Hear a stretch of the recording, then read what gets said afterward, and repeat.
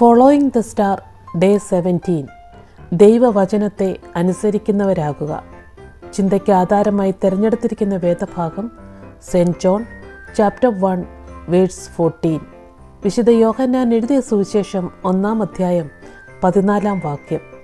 വചനം ജഡമായി തീർന്നു, കൃപയും സത്യവും നിറഞ്ഞവനായി നമ്മുടെ ഇടയിൽ പാർത്തു. സക്കറിയാവ് എലിസബത്ത് ദമ്പതികളുടെ കാത്തിരിപ്പിൻ്റെയും പ്രാർത്ഥനയുടെ ഉത്തരമാണ് ദൈവത്തിൻ്റെ വാഗ്ദാനമായ യോഹന്നാൻ സ്നാപകൻ. ദൈവവചനം നിറവേറുന്നതിൻ്റെ പ്രതീകമാണ് ഈ സംഭവം. ദൈവത്തിൻ്റെ കൃപയിൽ സക്കറിയ എലിസബത്ത് ദമ്പതികളുടെ സന്തോഷത്തിനും യേശുക്രിസ്തുവിന് വഴിയൊരുക്കുവാനും ദൈവമയച്ച പ്രവാചകനാണ് സ്നാപക യോഹന്നാൻ. കൃപ എന്ന വാക്ക് യോഹന്നാൻ്റെ സുവിശേഷത്തിൽ പല തവണ ഉപയോഗിച്ചിട്ടുണ്ട്. കൃപ എന്നതുകൊണ്ട് അർത്ഥമാക്കുന്നത് അപ്രതീക്ഷിതമായ, അനർഹമായ അംഗീകാരം, ദാനം, സന്തോഷം എന്നെല്ലാമാണ്. നമുക്കുള്ളതെല്ലാം ദൈവത്തിൻ്റെ കരുണയാണ്, ദൈവത്തിൻ്റെ കൃപയാണ്. ദൈവപുത്രന് സാക്ഷിയാകുവാൻ ലോകത്തിലേക്ക് ദൈവത്താൽ അയക്കപ്പെട്ടവരാണ് നാം ഓരോരുത്തരും. നമ്മുടെ മക്കൾ ദൈവം തന്ന ദാനമാണ്, അനുഗ്രഹമാണ് എന്നത് നമ്മൾ മറന്നു പോകരുത്. നമ്മുടെ അനുഗ്രഹങ്ങൾ സ്വകാര്യ സന്തോഷമാകരുത്, അവ സമൂഹത്തിൻ്റെ അനുഗ്രഹമായി മാറണം. അവിടെയാണ് നമ്മൾ ക്രിസ്തീയ സാക്ഷ്യമുള്ളവരായി തീരുന്നത്, ദൈവിക ദർശനത്തിൻ്റെ പ്രതീകമായി മാറുന്നത്. ക്രിസ്തീയ ജീവിതം പ്രാർത്ഥനയിലും ധ്യാനത്തിലും അവസാനിപ്പിക്കേണ്ട ഒന്നല്ല. ധ്യാനം പ്രായോഗികമാകുമ്പോഴും പ്രാർത്ഥന പ്രായോഗികമാകുമ്പോഴുമാണ് ദൈവശക്തിയും ദൈവിക സാന്നിധ്യവും മനസ്സിലാക്കാൻ സാധിക്കുന്നത്. ദൈവ സാന്നിധ്യവും ദൈവശക്തിയും തിരിച്ചറിയണമെങ്കിൽ നമ്മൾ ദൈവവചനത്തെ അറിയണം. ദൈവവചനത്തെ അറിയാൻ ശ്രമിക്കുമ്പോൾ ദൈവത്തിൻ്റെ ദൂത് തിരിച്ചറിയാനായിട്ട് സാധിക്കും. അല്ലാതെ ദൈവത്തിൻ്റെ ദൂതോ ദൈവശബ്ദമോ കേൾക്കുവാനായിട്ട് നമുക്ക് സാധിക്കണമെന്നില്ല. അത് കേട്ടാൽ തന്നെ മനസ്സിലാകണമെന്നുമില്ല. ദൈവത്തെ ആഴമായി അറിയുന്നതും ദൈവവചനത്തിലൂടെയാണ്. ദൈവവചനം കേൾക്കുകയും വായിക്കുകയും അത് ജീവിതാനുഭവത്തിൽ പ്രവർത്തിക്കുമ്പോൾ ദൈവവചനത്തെ അനുസരിക്കുന്നവരായി മാറുന്നു. നമ്മുടെ ജീവിതത്തിലുണ്ടാകുന്ന മാനസാന്തരവും അനുതാപവും രൂപാന്തരവുമെല്ലാം ദൈവവചനത്തെ അനുസരിക്കുന്നതിൽ കൂടി മാത്രമാണ്. ക്രിസ്തുവിനെ ഉദരത്തിൽ വഹിക്കുവാൻ മറിയയ്ക്ക് കൃപ ലഭിച്ചപ്പോൾ ദൈവത്തിൻ്റെ വചനമാണ് ദൂതൻ മുഖേന മറിയോട് സംസാരിച്ചത്. ദൈവവചനത്തെ മറിയ അനുസരിച്ചപ്പോൾ ലോകരക്ഷകന് ജന്മം കൊടുക്കുവാനായിട്ട് സാധിച്ചു.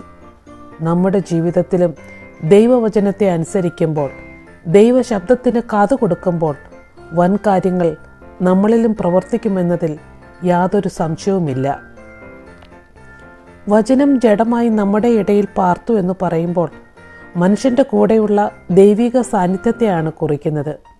അവൻ്റെ നാമത്തിൽ വിശ്വസിക്കുന്ന എല്ലാവരും ദൈവമക്കളാണ്. ദൈവത്തെ വെളിപ്പെടുത്തുവാൻ വചനം ധരിച്ച മനുഷ്യനായി ക്രിസ്തു മാറുകയാണ്. ദൈവിക ദൗത്യം നിറവേറ്റുന്നതിനായി ദൈവം അന്വേഷിക്കുന്നത് നാം ഓരോരുത്തരെയുമാണ്. ആയതിനാൽ ക്രിസ്തുഭാവം ധരിച്ച് ക്രിസ്തുവിൻ്റെ സാക്ഷിയായി ജീവിക്കണം. നമ്മുടെ ജീവിതത്തിൽ നമ്മളുമായിട്ട് ഇടപെടുന്നവരിൽ, ചുറ്റുപാടിൽ, പ്രിയപ്പെട്ടവരിൽ ഒക്കെ നമ്മൾ അനുഭവിച്ച ക്രിസ്തുവിൻ്റെ സ്നേഹത്തെ പകർന്നു കൊടുക്കുമ്പോഴാണ് ദൈവിക ദൗത്യം നമ്മളിൽ നിറവേറുന്നത്. ദൈവവചനത്തിൻ്റെ ജ്വാല നമ്മുടെ ഉള്ളിലുണ്ടാകുമ്പോൾ പിന്നെ ഒരു ബാഹ്യശക്തിക്കും നമ്മളെ തകർക്കുവാനും പരാജയപ്പെടുത്തുവാനും സാധ്യമല്ല. അത്രയ്ക്കും ശക്തമാണ് കർത്താവിൻ്റെ വചനം. ദൈവം വചനമായി മാറിയതാണ്. വചനത്തിൻ്റെ രൂപപ്പെടലാണ് ക്രിസ്തു. ദൈവവചനത്തിൻ്റെ ജ്വാല നമ്മളിൽ ഉണ്ടാകണമെങ്കിൽ വചനം വായിക്കുന്നവരാകണം, വചനം കേൾക്കുന്നവരാകണം. എങ്കിൽ മാത്രമേ നമ്മുടെ ഹൃദയങ്ങളിൽ വചനം സംഗ്രഹിച്ച് തന്മൂലം നമ്മുടെ ജീവിതത്തിൽ ധൈര്യം ലഭിക്കുവാൻ സാധിക്കുകയുള്ളൂ. ആയതിനാൽ ദിവസത്തിൽ 15 മിനിറ്റെങ്കിലും ദൈവവചനം വായിക്കുവാൻ സമയം കണ്ടെത്തണം. നമുക്കിഷ്ടമുള്ള വേദഭാഗം വായിക്കുന്നതിലല്ല, തുടർച്ചയായി വായിക്കുന്ന ശീലം നമ്മുടെ ജീവിതത്തിൽ വളർത്തിയെടുക്കണം. അത് നിശ്ചയമായും നമ്മുടെ ജീവിതത്തിന് അനുഗ്രഹം തന്നെയാണ്. നമ്മുടെ ജീവിതത്തിൽ ഈ ദൈവവചനത്തെ സ്നേഹിക്കുവാനും വിശ്വസിക്കുവാനും അനുസരിക്കുവാനും തീരുമാനിച്ചാൽ നമ്മുടെ ജീവിതത്തിന് രൂപാന്തരമുണ്ടാകും.